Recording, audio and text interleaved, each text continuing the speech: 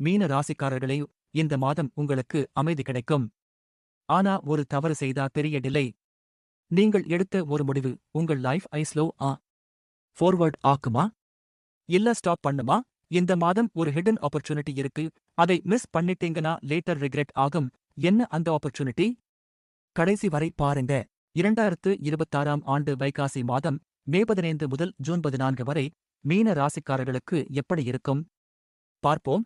ஹஸ்ட்ரோ தமிழ் வியாசா ஸ்ரீயன் வணக்கம்.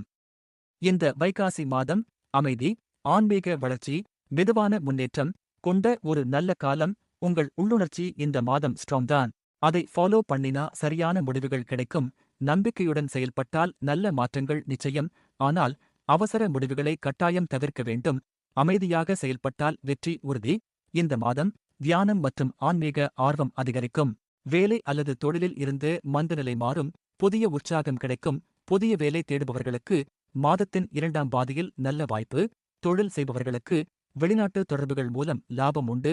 கலை கற்பனை சார்ந்த துறையில் இருப்பவர்களுக்கு பெரிய முன்னேற்றம். ஆனால் தாமதம் செய்யாமல் திட்டமிட்டு செயல்பட வேண்டும். குருவின் பலத்தால் பணவரவு சீராக இருக்கும். பழைய கடன்களை அடைக்க வாய்ப்பு. சேமிப்பு செய்ய நல்ல காலம். ஆனா ஆடம்பர செலவுகளை கட்டுப்படுத்துங்கள். ஜென்ம சனி காரணமாக முதலீடுகளில் கவனம் அவசியம். குடும்பத்தில் மகிழ்ச்சி மற்றும் சுப நிகழ்ச்சிகள் உண்டு. திருமண முயற்சியில் இருப்பவர்களுக்கு நல்ல செய்தி கிடைக்க வாய்ப்பு. ஆனால் பேச்சில் நிதானம் அவசியம். தேவையற்ற வாக்குவாதங்களை தவிர்க்கவும். சிலருக்கு புதிய காதல் வாய்ப்பு. ஆனால் நிதானம் தேவை. கல்வியில் கூடுதல் கவனம் அவசியம். கவன சிதறலை தவிர்த்தால் தேர்வில் வெற்றி நிச்சயம். உடல் ஆரோக்கியம் ஓவரோல் நல்லது. மன அமைதி கிடைக்கும். இருந்தாலும் தேவையற்ற பயணங்களை தவிர்க்கவும். உடல் சோர்வு வர வாய்ப்பு இருக்கு. கவனமாக இருக்க வேண்டிய நாட்கள் ஜூன் 11, 12.